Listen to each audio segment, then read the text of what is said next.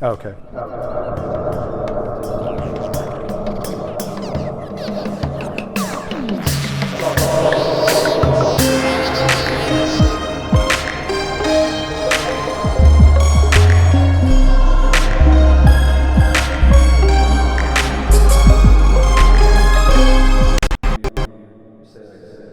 Lord willing and the creek don't rise. Look at this.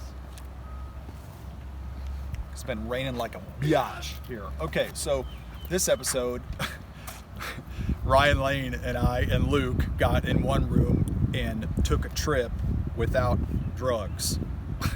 Luke, this was a good time working with Luke virtually and editing this. I don't have a lot to say about it other than I hope you laugh a lot. That dude's a trip, and he's got a lot of love inside of him, and you can tell. And we painted, and I'm trying to think of, what was he talking about? Rainbow discs? Anyway, I'll let your imagination rock on that one, Daddy. You know what I mean? Also, hope you're doing well out there. These paintings are for sale. If you're interested in buying either of these paintings, hit us up, makeitperfectshow@gmail.com. And we hope you're doing okay out there. And I know this whole stuff is tough to manage, but it works. Let me say that again. The only truth I've ever found, I've only found one truth in my entire life now, and that is change. I think that like change is nature's delight, that the world is changing, that your body's changing, Always. your experience is changing, and the one thing that's within it all, that's what you truly are. That like witnesser, that thing that's like kind of just experiencing the whole thing. You know what I mean? And that's what I think you really are when you rip away ego and identity. And Do you think we should rip away ego?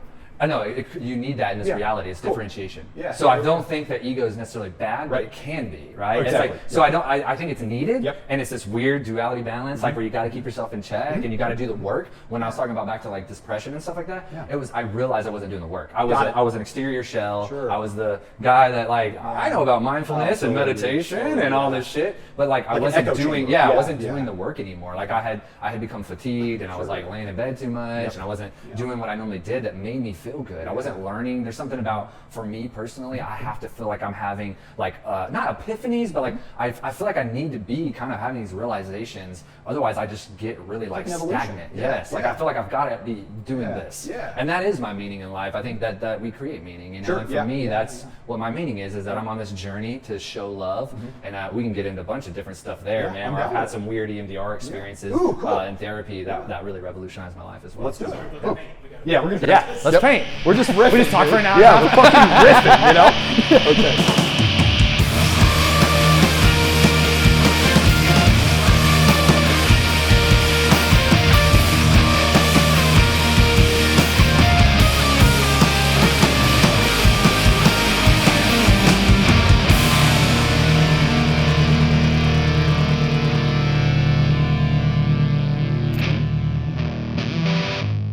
Well, that's kind of what I love about like nihilism and stuff. Is because I think it's actually healthy to think about death and to think about those nothing matters things, because it's kind of freeing. Because then you're no longer held by these expectations, but you get to just like play in it. You get to just have fun. And for some people, maybe it's too overwhelming. They need a story. They need a foundation to stand on. But when you can really truly let go, then you can really begin to craft and be playful in this reality, you know? Yeah, that's an interesting thought. From that I'm processing that the nihilism. How does nihilism work with still living in a society that has morals? Dude, no, seriously, man, and I think, and it's good to have morals. No, 100%, man. Yeah, I mean, we need that, and I think that's kind of a collective conscious issue where it's like we all are in agreement that reality's better when we do these things. Sure. You know, and so it's not that they necessarily have to, because if you zoom out far enough and you look from the perspective of the moon, we're the Earth. Like there is no like right or wrong, and there's not. That's all like kind of just some shit that we make up as sentient beings, you know. Like, but the dogs and the the tigers, they're in the moment. Yeah, they're just living, dude. They're just like, that's what we get for evolved consciousness. Exactly, man. Good, man. I'll take it. On the good that's days. The ignorance is bliss thing. Yeah, you know? right. It's like, right. oh shit. I don't know why I'm getting into neon, but I'm feeling you're good, dude. Hell yeah. Have you been like fairly spiritual your whole life, or has that always been a part of Me? your life? Yeah. You know, that's a good question. I mean, my direct dad and mom at the time of growing up weren't very spiritual. They were like Christians on the type of Christians who was like, yeah, we believe in God and Jesus and we stay at home. You know what I mean? We don't read the Bible. Like, it's just one of those things. Like, if we get pinned down into the corner, like, this is who we are, you know? And so I grew up with that. And then I remember there was a friend of mine that it was probably the first introduction into like real church and feeling like getting saved, even though I think I got re-saved later on in life. But I was very young and I experienced that. I would go to church with him. His dad was a pastor on Sundays. And that was a really cool thing, you know. But then I think I walked away for a long time, and then I became like the typical bad guy, where it's like, oh, I'm doing drugs, and I got kicked out of school, and you know. And then from there, there's utility in that, you know. And then you know, I found community again in church, and I got re-saved, and I did the pastor thing for like a good decade, and then even after that, I've stayed spiritual. So yeah, I guess to answer your question, like majority of my life, I've been spiritual. Like I still adopt a lot of the tools in Christianity. Very spiritual. That was one of the weirdest things for me is like, you know, we get caught up in the semantics of language and we try to break things down to understand them better. But like, I think that a lot of these like universal tools through reality are all about the same. You know, as I studied Buddhism and Taoism and all these different spiritualities, I was like, oh man, I was like, yeah, prayer is a lot like meditation, and you know, and channeling is a lot like speaking in tongues, and like, and there were all these kind of concepts. So I still utilize a lot of those tools today, you know. So it's good, man. And those things, they're always there. Yes. You know, like they're always there and available, and I love that, man. Yeah, man. You know, I was thinking about in my counseling, we were talking about the difference between prayer and meditation, and one of the guys, I think he's maybe 60, he was talking about the way that he spoke about praying. It's almost like he was a little embarrassed because he should put more focus on meditation. And I was like, well, meditation seems to take you in a deeper spot into your subconscious and awareness around you. But prayer is almost like offering that heaviness to something bigger than you. It seems also like intention setting. So I can see that. So in other words, what I mean is like, I believe one of the most powerful things a human can do is set their intention. So you set your intentions to God or the universe. This is why it feels like prayer. And then you let go of how it's going to come to pass. So in other words, like prayer is, God, do this for me, and I'm going to believe now that you're going to be working behind the scenes. And then if you're a yogi or whatever, it's, you know, dear universe, I set my intentions for abundance, and now I'm going to let go of how it comes to pass, believing that you are going to orchestrate it, believing that as I begin to live in the moment and make the best decisions now, it will lead to the best possible outcome. You're aligning your will to God's will. Exactly. Yeah, that's hard. But when you start practicing it, it's almost like it seems to be a more understandable language, you know? Yeah. Like, I guess like with any language, but yeah, dude. I don't know what's gonna happen here, bro, but we're going. We are going. Blast off. The kitchen. So you live in Atlanta. Yeah, man. Now. Hot Atlanta. You know, it's funny. It's went through so many different things, like Hot Atlanta or AT. I got a little bit of the beard in the painting. I might leave it. Cool. There. Excellent. But, yeah. Oh, that's right, dude. Look at this dude busting off rainbows right off. Yeah, I love it. I love it. I love it. I love it. But man. So it's funny. It's been Hot Atlanta. Yeah. It's been ATL, and now it's really funny is all the like, you know, cool hipster kids. It's all back to just Atlanta.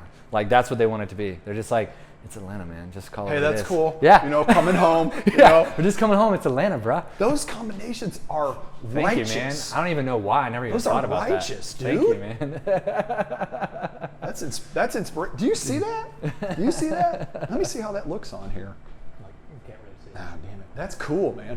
Fuck yeah, dude. Yeah, here now I don't know what to do. Now I'm scared, man. Yeah, I should right, just call it. I should That's just be so done. Cool. I'm just done now.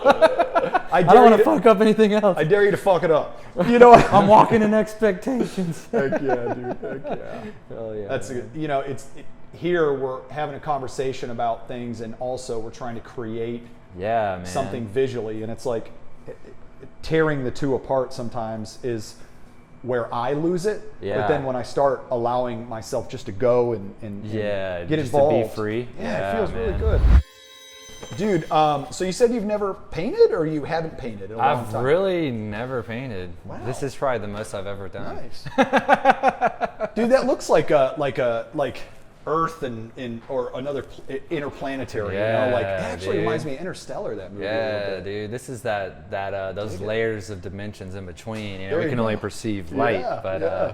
you know, we're the proton destroyers over here, eating light, making reality. Maybe there's more to it. So who knows? What if there were more? What is more? What do you think? Man, that's a good question. Hit it.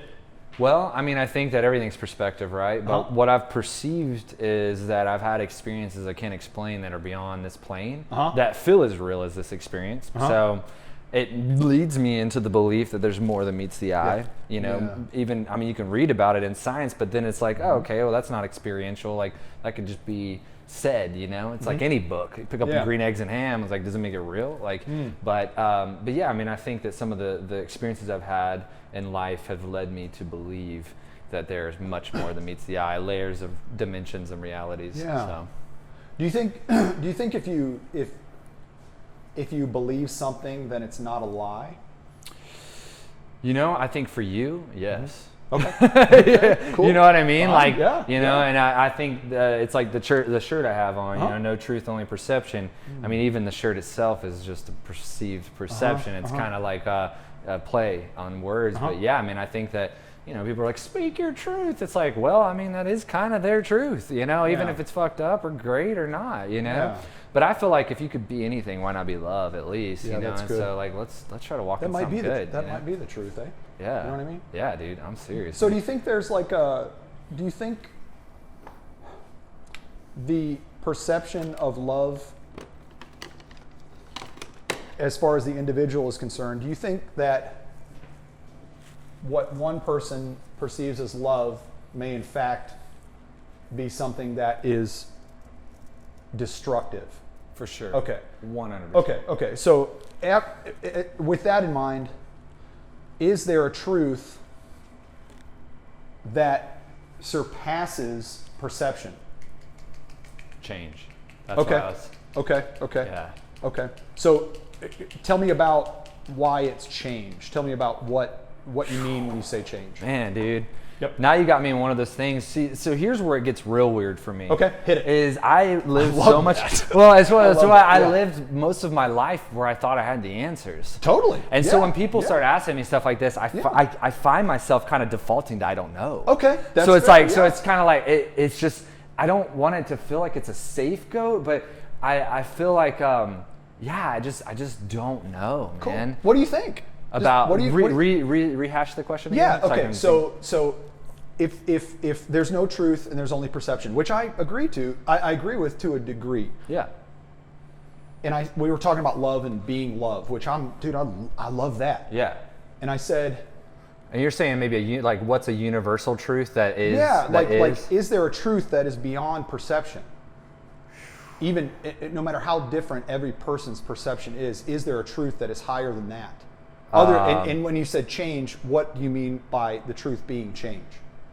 That's my question. So for Yep. me, the reason why truth seems to be something that's like very real is that, you know, we know that the earth is changing, that trees live and die. Like we can experience change, you know, Yeah, in yeah, the oh, yeah. earth. Oh, yeah. And then we know that our experiences are changing from what we're witnessing. We also know that our body changes every 10 years, all the way from the skeletal structure. So like, I feel like everything we can taste, touch, and feel has that element of change. And so that's why I think, unless everyone's experiencing something different from me, I feel like everyone is experiencing that change. Okay. And Yeah, so that's whether why I they're feel like aware it's, of it or not. Exactly. Okay, It's just okay, happening, okay. you know? Sure. And so, you know what I mean? It's like, Yeah. you can get as much Botox as you want, but your ass is dying. You know what I mean? At least for now.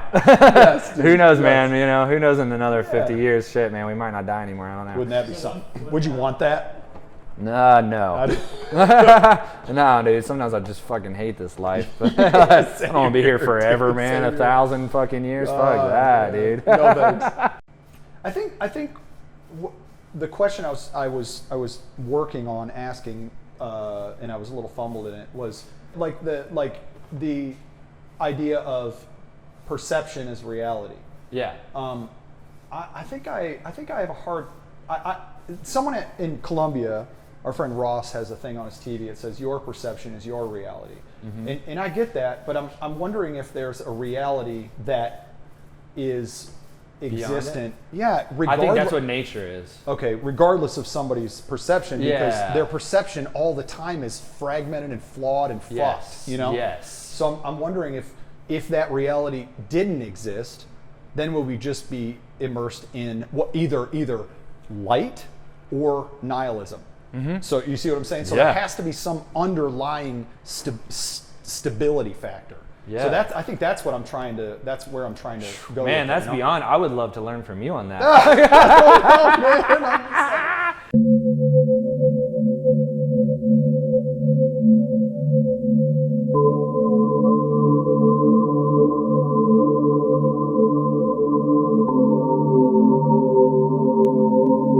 Jerry's Artorama in East Nashville got affected by the tornado. Got fucked up by the tornado. Lost the roof, the walls are pushed in, but they rebuilding. I think they will be open in some months. You can order online. That would be a good thing to do. We use that Lucas brand acrylic paint, and I made a painting over the past couple weeks with all those acrylics, and it was cool. Some people say it's hard to blend acrylics, but you just gotta wait and look. Anyway, Jerry's Autorama in East Nashville, just go online. You know what I'm saying? Because hey, how's it going? Cool. Everything is online, including this. So, dude, tell us about how you've had your podcast for how long? October 31st was 2 years. Sick. Yeah, man. Halloweenies. Yeah, dude. I didn't mean to do that. It's just like when I was ready to roll, it was kind of falling around that time, and I was like, oh, it'd be kind of cool to do it on that day. And now it's kind of fun. You know, I'm kind of fond of it now. But yeah, man, it's mystical. You know what I mean? Yeah, exactly, man. Yeah, it's been fun, man. I've really enjoyed it, man. I can understand that all the guests are important in their own way. What's one that sticks out in your mind that was just like, man, riveting? Whoa, dude, that's for you. What do you got? That's a hard one, man. Because I've had like. Yeah, name drop, dude. That's what I want to know. Yeah, name drop, bro. Name drop. Yeah. I think what's hard, you get around so many people with so many different thoughts. Totally. The weirdest ones are those like weird stories, right? Where people have had these wild experiences. I had like Billy Carson on, who has like this Gaia show, and he has a show on Gaia. It's like that. It's like you've ever heard of Gaia? It's like it's kind of like a Netflix for spirituality. Oh, no way. Yeah. And, how do you spell it? Gaia, G-A-I-A. Cool. Yeah. Cool. And dude, thanks for telling me that. That's really cool. And so he's had some weird gray alien, Anunnaki kind of experiences. And this is what's weird is the Halloween podcast I just had. It's like a lot of my friends on there are like these badass people, man, that I respect. And then when they tell me they've seen what they think could be a skinwalker, or one of my friends, what's a skinwalker? So I don't really know, but the way he explained it was that, sorry, Matt. The way that he explained it was that this thing, like, it was very tall and lanky, and it didn't have skin. It was like muscle. And it was like, sick. Yeah. It was weird, man. And you saw that shit. And then I've had people that have seen Bigfoot and different things. And how do you find these people? How do you locate them? Dude, the Bigfoot one was weird. There's a Bigfoot expedition. It's a really cool. I think it's the largest on the East Coast. It's about an hour north of Atlanta. Oh, no shit. And so I was there, and this guy had this book, and it was like True Story. I found Bigfoot, or I saw Bigfoot, or found Bigfoot. And I was like, dude, I gotta have you on. So I literally that night went to his like hotel and like had him on. And dude, it was really weird because he's a Christian, so he believes that they're part of the Nephilims. Okay. So there's always the different. So there's always the different stories, right? Yeah. And whatever he saw something, because it was enough for him to lose his fiance, to lose friends over. People thought it was crazy. He's like, I know what I saw, and he was hunting in Florida. They call them skunk apes in Florida. It's like a different term. So he said when it ran by his tree stand, he thought it was 3 ATVs going through the woods. What in the fuck? Yes, dude. And he said he saw it 50 yards away, which is viewable. Yeah. And he said it was moving through the woods effortlessly, like just 30 miles an hour, just. And he said he just stood there and saw it, and it wasn't until he couldn't hear it anymore. And he said, I think I just saw Bigfoot. And then he became filled with fear, and he's like trying to get out of the woods before dark. And yeah, I mean, since then, he's like really been on this like journey. Wow. He does have some pretty crazy footage he's found that with trail cams and stuff that he's shown me. But yeah, in his experience is convincing? Fair enough. Okay. Yeah, I mean, fine. I mean, but he feels like he calls them Barrerillas. Barrerillas? What? I don't even know how to pronounce it. Barrerillas? I don't know. It's like this mix between like an ape and a werewolf. It's in your next rap. Yes, exactly. That's crazy, man. Yeah, man. And so, this is what's crazy, right? Is because I've had weird experiences that I can't explain. And so I know what I've experienced, and then I know these people to be very valid people. And I'm like, and they're not gaining anything. Some of these people don't even have books that I've talked to. So I'm like, what is this, man? It's almost like they're risking being ostracized. Yes, for sure, man. Some part of me wonders if that's like a subconscious shadow piece that wants to be manifested. Yeah, You see what I'm saying? Well, see, the only thing where Bigfoot really makes sense to me is that it is a dimensional being. Like, it has the ability to like rip through reality. That's why it can't be found so easily. It can it can be here and then all of a sudden it can like blip out of existence. I don't know if it's real, but I've heard that before. Dude, that it's like a dimensional being. Dude, yes. And so that to me kind of makes sense. I'm like, okay, I could see how that. Dude, I am into your vibes, dude. Like I don't necessarily have these conversations Luke and I get into some pretty wacky stuff. Yeah, man. And it's cool to hear that you have like firsthand heard I've definitely seen these some stories. weird beings. And, tell us about it. And let me ask you this. Was it while you were on a substance, or was it just chill? That's where it gets real weird. So the first time was on they call it the heroic dose of psilocybin. Mark Mosley, let's talk about it. Like a Terrence McKenna kind of, and me and my Oh, brother, it was the first time we ever did shrooms, and cool. We did 5 grams. What'd you think? Oh no, it's beautiful. Yeah, I mean, it was beautiful. Yeah, it really changed my life. Really yep. I think that's so cool. It's hard for me to take people, not that they're not as good if they haven't experienced it, but when people are like, no man, this is the way it is. I'm like, well, have you ever stepped outside of your reality? Because that's when you really start to go, I don't fucking know, I was man. so thankful and grateful. Yeah. Like the 3 times I did it, I was so happy to look at the sky. Yeah. Like I was connected with myself, and it was really neat. It was it was a foreign feeling. So and I want more of that feeling. Yes, and all of my experiences were like that usually because they were low doses of either acid or. And then when I did this heroic dose, it was my first big kind of thing. Yeah. And so what happened essentially? I mean, you want me to tell you the story? Yes, okay. 100%. So the story is we take it and we're in my basement. I'm painting. Go ahead. And essentially we it starts to come on. Yep. And we have my brother put on some of that sound bowl Buddha shit. You Yeah. know? Like that kind of stuff. It'll get in there. And I was like, all right, dude, whatever. You think that's gonna make us go deeper? Cool. And so I'm listening to that, and I lay down, and my brother lays down. And we have our eyes closed. We meditated a little bit before, and so now his eyes are closed, my eyes are closed. I'm not even paying attention to him anymore. And then, man, that's when obviously geometric shapes are showing up. And I'm laying down, and this is where it gets trippy. Yep. So I'm laying down, and this doorway almost that looks very Aztec-y but weirder. While your eyes closed? Yes, eyes closed. All seeing this, Yep. but it changes here soon. Okay. So. And then I'm like, wow, this is weird. And I'll open my eyes and I still see kind of geometric shapes and colors. And then all of a sudden, man, shit hits the fan about maybe at the peak. I don't know when that was. Sure, yeah. But the music changed. So it was so think about it was that's what it started. Drop it in the fifth. Yeah. That's and killer, man. the temperature of the room drops. Oh, real cold. And so I actually see my brother get up to get his jacket, and he puts his jacket on, and he lays back down, and that's when I'm just in this freaking experience, hardcore. And to the point. Were you afraid? I was afraid at the very beginning, but then once I was in it, I was like, I'm in it, man. Yeah, cool. This is Very it, cool. There was no fear. Yeah. Love it. And then, man, and once that music changed, these 3 sentient beings came down our stairs into the basement, and I did not know my brother was seeing this. So I didn't realize later that my brother was having a shared experience with me. But that's cool. So I didn't realize it happened so quick, but this one entity came over me, and it kind of looked buggy, but it was big. And this was the weirdest thing. It's if people have ever been in church, or spiritual settings, people can say God is here, kind of thing. Sure. When the presence is thick. Yeah. Well, that's how it felt. It felt like a God that was bigger than me, was there.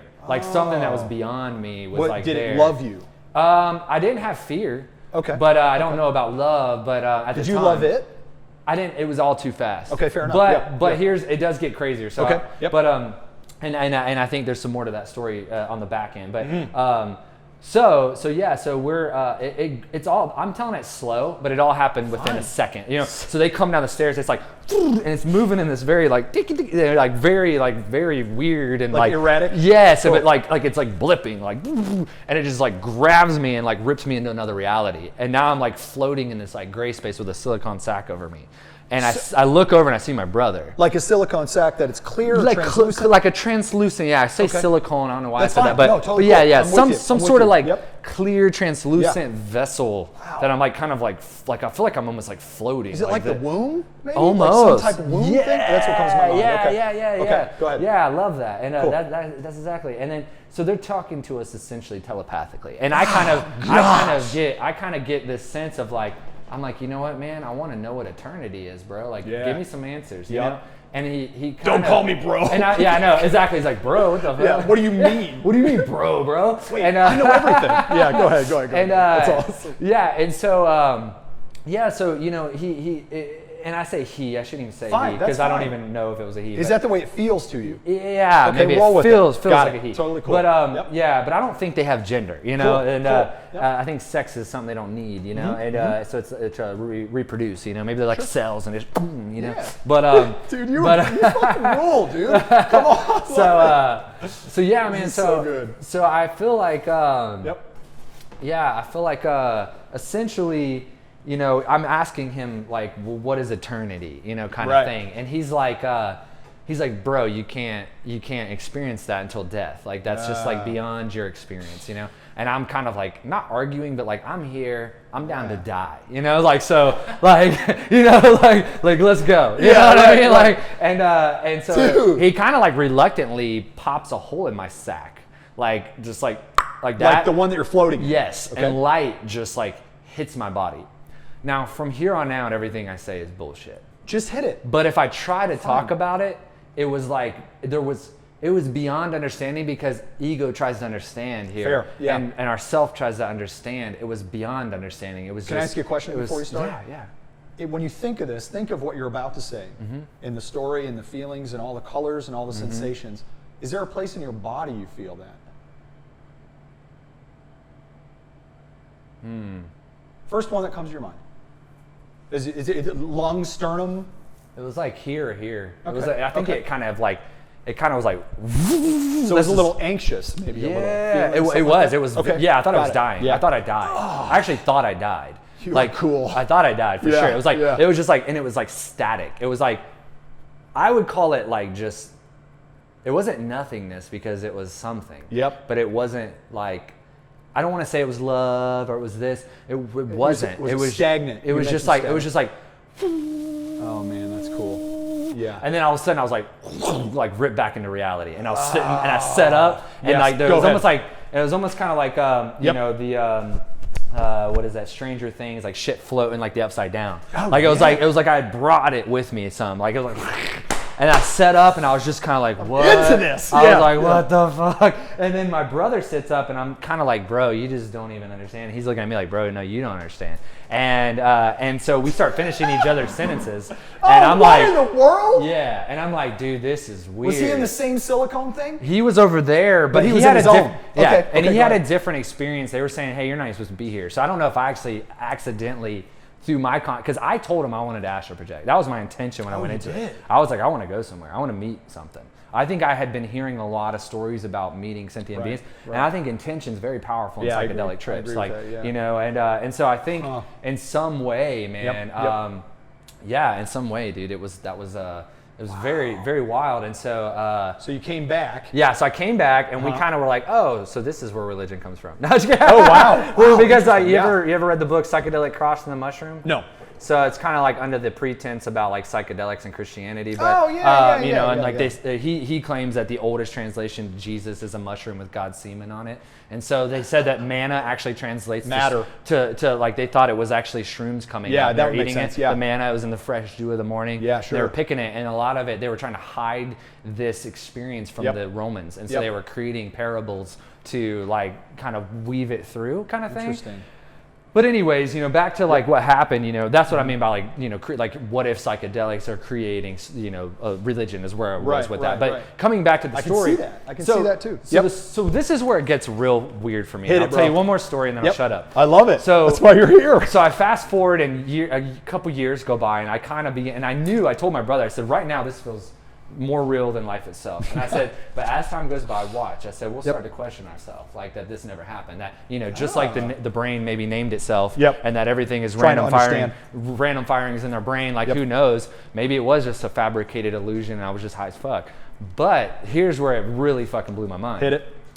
I was in EMDR therapy. Cool. Because of a bad trip I had on acid where I thought I was going to kill my family, which we can get into later if you want. So you did EMDR because of that Because of that bad trip. This is a separate trip. Because I think I had gotten so ballsy in the psychedelic world that I was just like, yeah, I'll do a bunch of acid. I don't give a fuck. I'm like so mental. Dude. I know how to get into this shit. That's and it was bad. Like, well, it was bad, especially on the come down. That's what the intellect will do. Yeah. And so, wow. So I was in EMDR therapy. I hadn't been doing psychedelics for a while after that. And then essentially, man, dude, I pretty much long brush. Yep.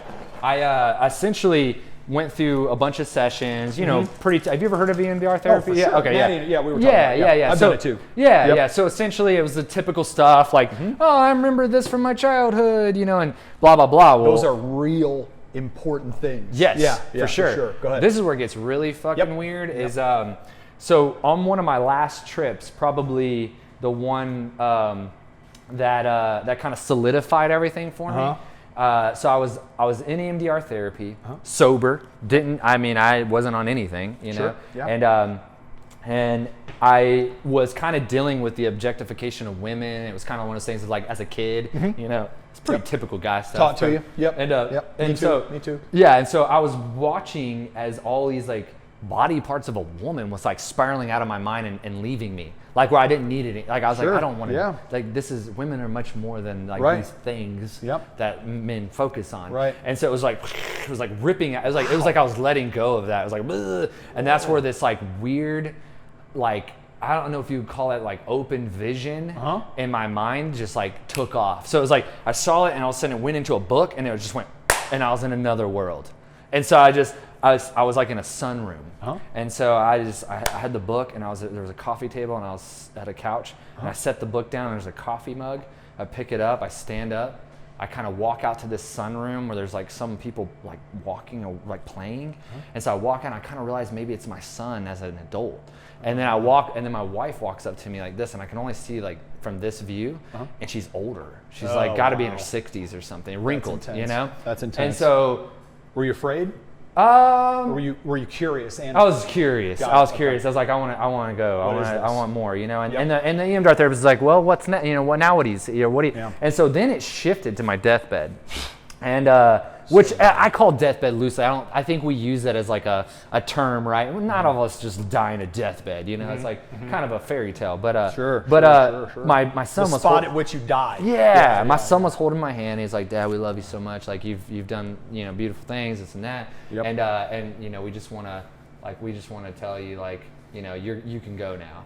And essentially, I die, and the weight of my body falls. So I'm like laying on a bed, and all of a sudden I just fall through the bed like backwards, and I'm like in outer space. Wow, dude! And this is all happening in the EMDR therapy, sober as a judge. And they're walking with you through it. Yeah, so that's it's like so righteous. Yeah. So it's like so it's like I'll explain that just like I just explained that little part. Yes. I would explain that to her, and she'd be like, okay, well just keep going, just see where it goes. Excellent. And I'd be like, and I was just like, okay, now I'm in space and I'm floating on this. I bet she was so stoked. Yeah, and I was like, seriously, dude, getting some work done. Yeah. Go ahead. And I was floating on this rainbow disc.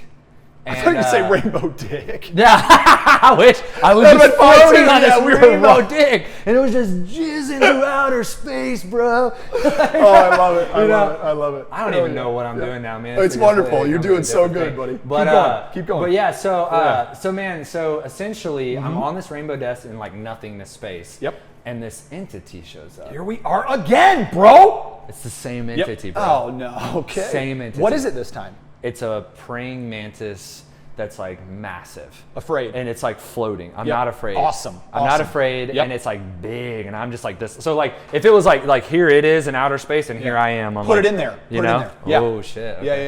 Yeah. And so essentially, you know, that was. So she's like, well, ask it what I want. Yes. Or whatever, you know. Yes. And so I'm like, okay, what do you want? And it's like, I'm your guru, I'm your guide. Whoa. And I was like, okay. And so right then I kind of grab its, I don't know what it is, its leg, arm, and it kind of rips me into another reality, and I float down on this lotus flower. And, this dude is rebirthing. Yeah, dude. And so I float down this lotus flower, and there's two cobras there, a white one and a black one. Okay, that's an archetype for sure. Yes, and he's essentially kind of telepathically reassuring me, like, Ryan, there was a time in your life where you were very unbalanced and you were trying to pursue the white too much when it wasn't reality or something attainable. Like this idea of holiness, of like perfectionism. Yep. And he said, and that's why you backlashed. You ended up backlashing, and you essentially like fell through this like dark depression and stuff. And then you had to go through this true darkness to be able to kind of come out to this place where you're now becoming balanced. And so he's like essentially telling me these things. And at the time, I was kind of afraid of like cheating on my wife, and it had nothing to do with it was. I think it was almost like I have it so good, I'm gonna fuck this up. Like, totally. That's what the feeling was. It wasn't. It was like I was like, this is just too perfect. It's gonna. It's fail. just like because my life. Just back to expectations of life of how I fucked up before. Sure. And so what was so crazy is this moment actually changed me. And I say that because of what's about to happen. Because next, after he tells me that, I'm flying. Through outer space again, almost like in that Christ formation of arms out, feet together. And I'm kind of spinning. Wow. So I'm just spinning upwards. What'd you think? And so I'm spinning upwards. It's all like very weird. And all of a sudden he cloaks me with this like purple cloak, and he crowns me. That's so righteous. That color is transcendent. Go ahead. Yeah, and he crowns me with a crown, and it says honorable. And essentially that he was saying, like, you're an honorable husband. Like, you're not gonna do what you think you're gonna do. Like, you're honorable, and this is who you are. How like helpful. You know what I mean? And so I was like, I felt this like release in that moment, and it was very weird. And and then after that he had this fire in his hand, and he said, this is the love that you're gonna bring to people. This is why you're here. And he shoves it in my heart, and rainbows just begin to explode out of me. Just in EMDR. In EMDR. I love you. Yeah, this is so good. Dude. And I'm just like, holy shit. And I'm in this place of just like blissness. Right. And then all of a sudden it just goes back in reverse extremely quick. Like back on the deathbed, back on the, back in the sunroom, back in EMDR. Wow, dude. And it was over.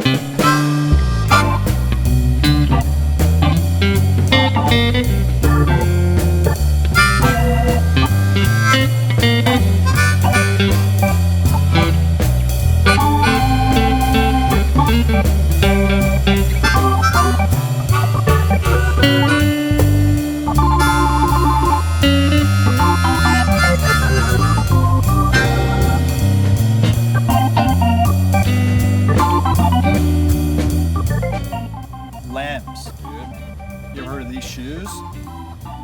They're pretty tight, but they're not tight, I like them. We got a bunch of pairs of them. They're very comfortable, and you might want to consider ordering from them online. I got a fart.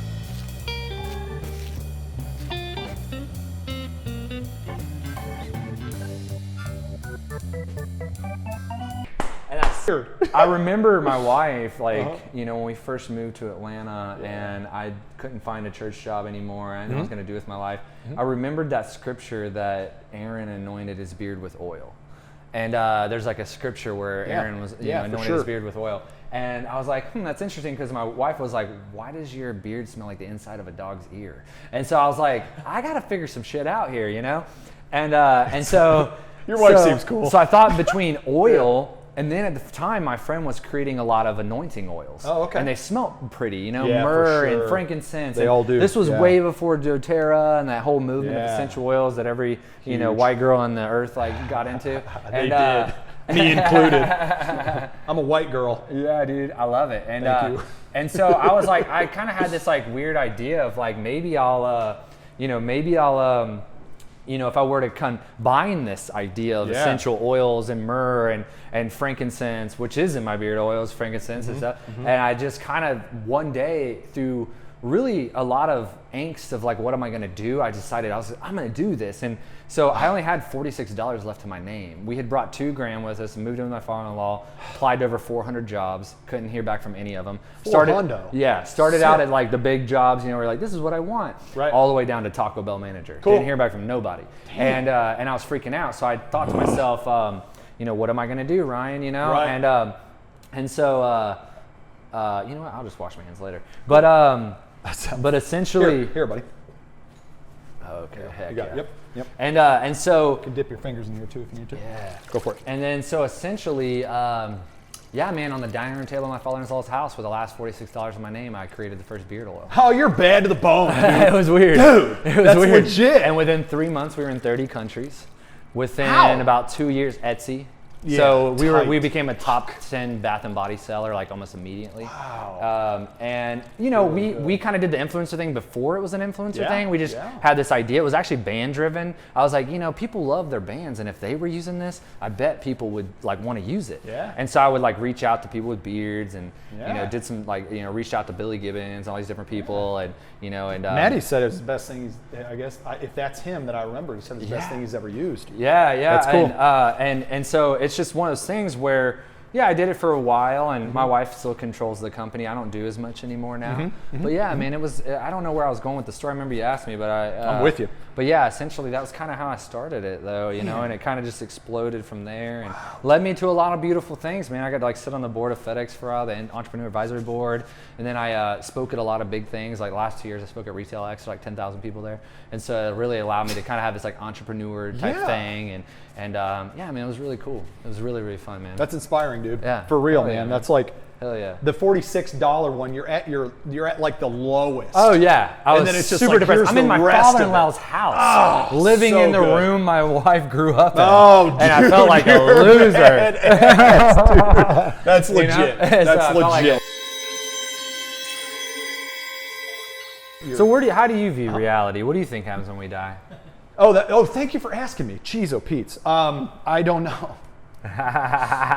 Good answer. Yeah, and I don't pretend to know. What would you like to have happen? I would like to return to the light that produced me. I think that's what happens. I think we're Jesus, and what I mean by that is a structure. Yeah. What did Jesus do? He came from the source. Came to live a life of suffering. Died voluntarily, and then he came back to the source. Yeah. What are we doing? We came from some source. Yep. We're living life. We all know what suffering is. Yep. And we're gonna die, and then we're gonna return back to the source. And then does the soul keep going?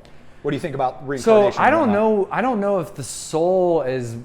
There's a couple different things I've thought of. Yep. That maybe we're the soul, or maybe we're one big thing, like a cloud of consciousness. And right now, consciousness is like got almost like a tentacle that's like tapping into your mind. Oh, okay. And so we're all kind of the same thing. We're kind of walking around, just experiencing, experiencing different lives, but the same, kind of same thing, experiencing it in multiple ways. And we recognize that each other is conscious. Yeah. You know what I'm saying? Yeah. I'm gonna read something, dude. I don't read as much as I would like to. Here we go. No, but I'm really into this book, Emmanuel's book. My psychologist, Dodge, recommended it to me, and I'm sitting at Starbucks, and I'll be reading this book, and I'll read something. It hit me so hard, I'll start welling up, like I feel it in my throat, and I like the feeling of tears, So I'm in Starbucks, and I just start crying in Starbucks. And whereas before I would kind of just be ashamed of that, I just let it happen. Dude, and I keep looking around the room at people and normal, and I'm while I'm crying, and I don't. It's something not to be ashamed of. You know what I'm saying? Yeah. And so it feels good to connect to that sadness and just real. that longing for the light. Yeah. So let me read this if I can find it. The God that exists within human beings is alive and well, along the lines of what we were talking about. Those who espouse a religious path that bypasses the value of human experience. Let me say that again. Those who espouse a religious path that bypasses the value of human experience fear that in humanness there is no God. Their vision of God does not encompass the warmth, compassion, and vitality that you who seek God within are able to experience. Give your love and compassion to those who deny their humanness. There's a painful path. It's beautiful. That is like, this book is like it gets me to a point of where I'm it allows me to look at myself with more compassion, even in the, like when I'm doing stupid subconscious things, because I'm on a path to learning about what I'm doing. Yes, you know? man. Yeah. And I thought it was really cool. We need grace, man. Oh, dude. Oh, man. It's so necessary, we need to man. offer ourselves grace, man. You just get so hung up on. And everyone, because you just don't know where they're at, yourself. man. Like, yeah, dude. 100%. You know, it's like, you know, the last message I ever preached, and this maybe will be the way I wrap up. I would love to hear it. And I won't like preach it, but like essentially if you visualize, this actually, whoa, this is weird. So this will work. So imagine this dot is Jesus. Okay. And let's just say there are points everywhere. You know, so let's just say there's dots everywhere. I believe those are us. Got it. And I believe this is Jesus. And I believe it's our job to get closer to the source or Jesus or love. And the problem with religion is it creates the circle, the divide, and it says you're either in or you're out. Yeah. And I think that the last thing we should do is break that circle. Maybe I'll leave this broken. Yeah, cool. And then what our job is to point people towards it. Yeah. So say I'm here and you're way the fuck out here. Yep. Well, that doesn't mean I'm better. Right. It just means that's where I'm at on my journey. Maybe I am closer to this source than you are or whatever. But my job is just to kind of turn you towards it. That's cool. You know what I mean? Yes, and like, and it doesn't matter if you're this or that, or someone's like reading the Bible more, or meditating more, or you know, zenned out more, or doing yoga more. The real thing is like maybe we're all just here to walk each other home. Yeah. Yeah. I like that. That's beautiful.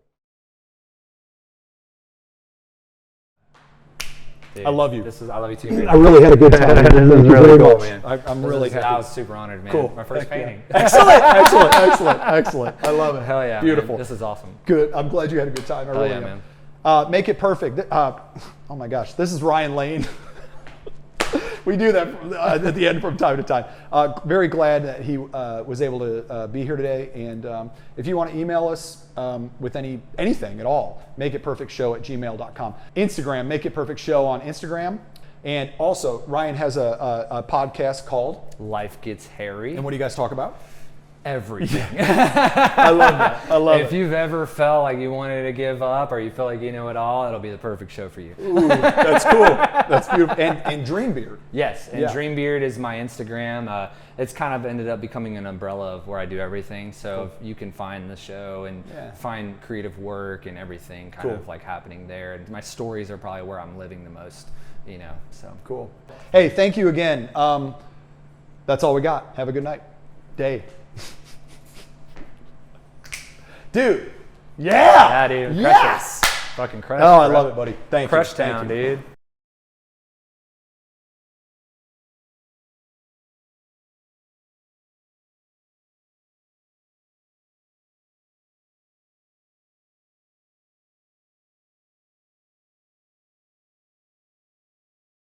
I'm a white girl. Yeah, dude. I love it. Thank you.